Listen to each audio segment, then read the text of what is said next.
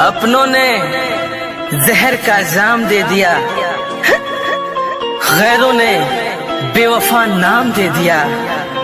वो जो कहते थे भूल न जाना हमें, आज उन्होंने भरी महफिल में अनजान कह दिया। मोहब्बत का दर्द बड़ा जानलेवा होता है पूजा जी। मैंने तो तुम्हें माफ किया, मगर दोबारा कभी इंसान का जन्म मिले तो मोहब्बत जरा सोच समझ कर कीजिएगा, तो मोहब्बत जरा सोच समझ कर कीजिएगा।